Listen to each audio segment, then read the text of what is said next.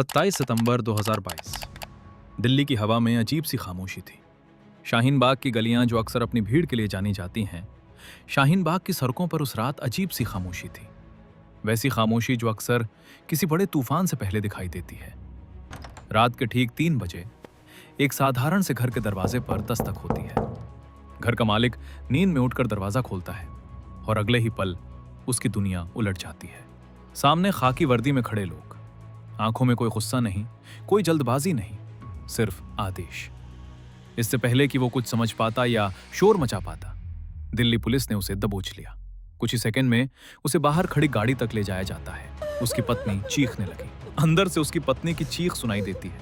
पास पड़ोस के लोग बाहर निकलने लगते हैं, लेकिन तभी उन्हें एहसास होता है कि पूरा इलाका पहले से घिर चुका है। उस रात शाहीन बाग में सिर्फ एक व्यक्ति नहीं उठाया गया था।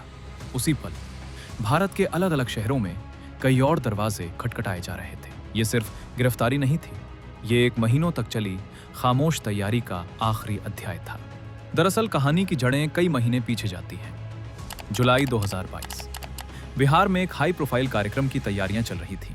सुरक्षा एजेंसियां अलर्ट थीं क्योंकि कुछ इनपुट लगातार सामने आ रहे थे कि कुछ लोग किसी बड़े मौके को सिंबॉलिक अटैक में बदलना चाहते हैं। जांच आगे बढ़ी और एक छोटे से व्हाट्सएप मैसेज से एक बड़ा नेटवर्क सामने आने लगा। उसमें लिखा था, तुम्हें शर्म आनी चाहिए। आखिर कब बनोगे तुम मुसलमान? प्रॉफिट की महानता का गुणगान कब करोगे? कल जुम्मे की नमाज है। नया टोला की जामा मस्जिद पहुंचो और अपने रसूल को साबित करो। बिहार पुलिस ने उस व्हाट्सएप मैसेज की तह तक जाने का फैसला किया। इन्वेस्टिगेशन स्टार्ट होती है और ये इन्वेस्टिगेशन फुलवारी शरीफ के अहमद पैलेस तक जा पहुंची। 11 जुलाई को पुलिस ने वहां छापा मारा। वहां का नजारा देखकर पुलिस वालों के पैरों तले जमीन खिसक गई। वहां सिम्मी का पूर्व सदस्य अतहर परवेज और झारखंड पुलिस का एक रिटायर्ड दरोगा मोहम्मद जलालुद्दीन मौजूद थे।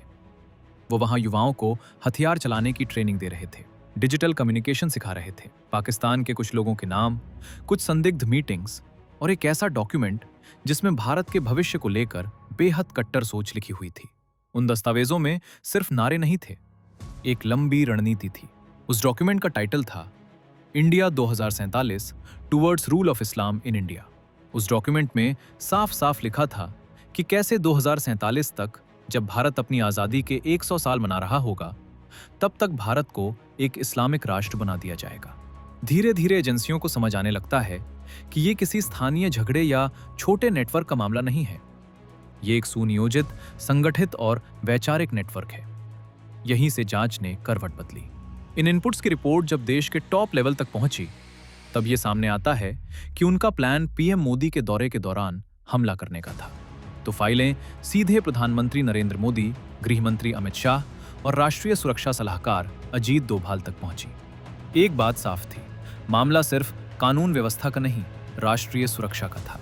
15 जुलाई 2022 को इंटेलिजेंस ब्यूरो आईबी ने एक और शख्स को गिरफ्तार किया, मरखूब अहमद दानिश। उसके फोन में गज़वा-ए-हिंद नाम का एक व्हाट्सएप ग्रुप मिला, जिसमें पाकिस्तान और बांग्लादेश के आतंकी संगठनों के लिंक्स थे।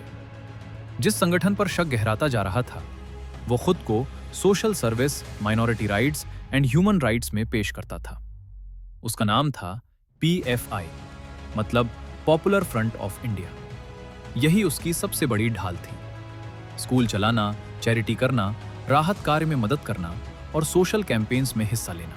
लेकिन इनका असल काम एक ही था, PFI के लिए काम करना। PFI ने एक ऐसा इलीगल नेटवर्क बना लिया था जो गल्फ कंट्रीज से हवाला के जरिए पैसा मंगवाता था और उस पैसे का इस्तेमाल भारत में दंगे भड़काने में करता था। लेकिन इंटेलिजेंस एजेंसियों के सामने एक अलग तस्वीर बन रही थी। एक ऐसा नेटवर्क जो युवाओं की भर्ती करता है, फंड जुटाता है और जरूरत पड़ने पर हिंसा के लिए जमीन तैयार करता है।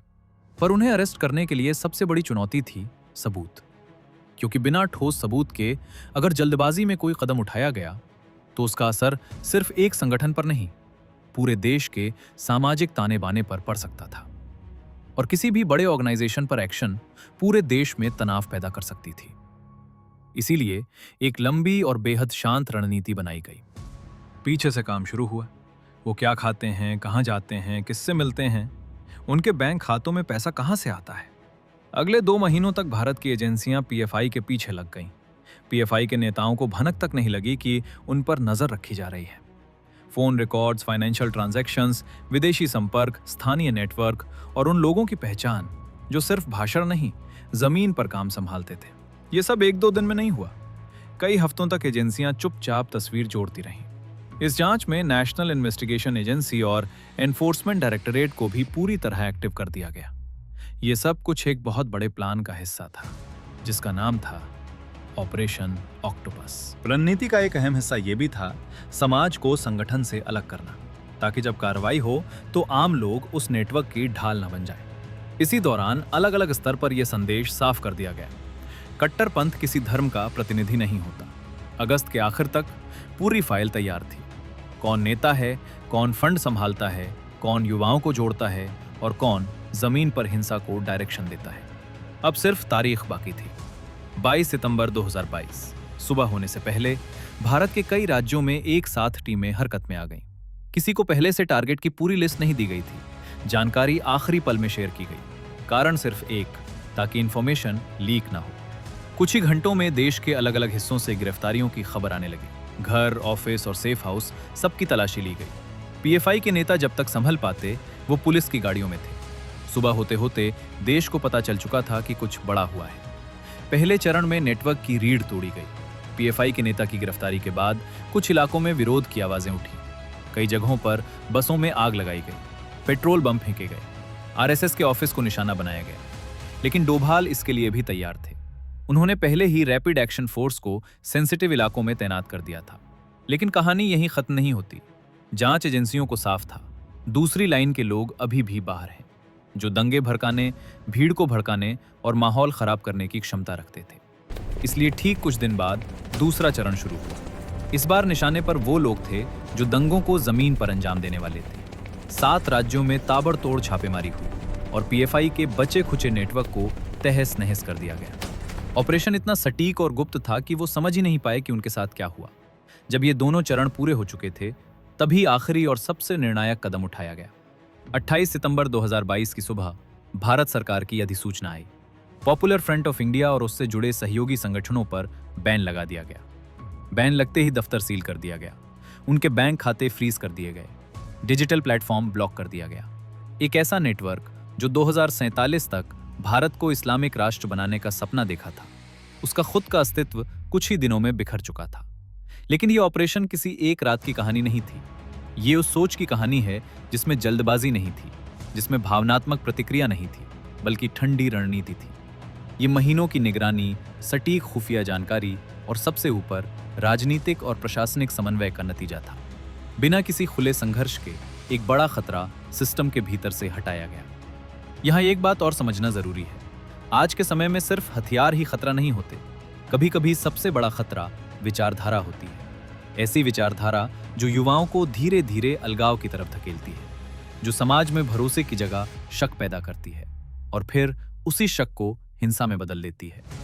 इस पूरे ऑपरेशन के पीछे प्रशासनिक समन्वय और राजनीतिक इच्छा शक्ति का बड़ा रोल रहा। प्रधानमंत्री कार्यालय, गृह मंत्रालय, इंटेलिजेंस एजेंसियां और राज्य सरकारें सब एक ही दिशा में काम कर रही थी। अजीत डोभाल के लिए यह सिर्फ एक फाइल नहीं थी। ये उस सिद्धांत का हिस्सा था कि अगर किसी खतरे को शुरुआत में ही शांत तरीके से खत्म कर दिया जाए, तो बाद में उसकी कीमत देश को नहीं चुकानी पड़ती। दोस्तों, ये वीडियो किसी विचारधारा के खिलाफ नहीं, बल्कि हिंसा और कट्टरता के खिलाफ भारत की सुरक्षा व्यवस्था की एक झलक है। अजीत डोभाल के और कौन से किस्से आपको पता है, कमेंट्स में जरूर बताइए। और अगर आपको ऐसे ग्राउंडेड और रिसर्च बेस्ड डॉक्यूमेंट्री वीडियोस पसंद हैं, तो हमारे चैनल सत्यम भारतवंशी को जरूर सब्सक्राइब कीजिए। हम फिर मिलेंगे एक और ऐसी ही असली कहानी के साथ।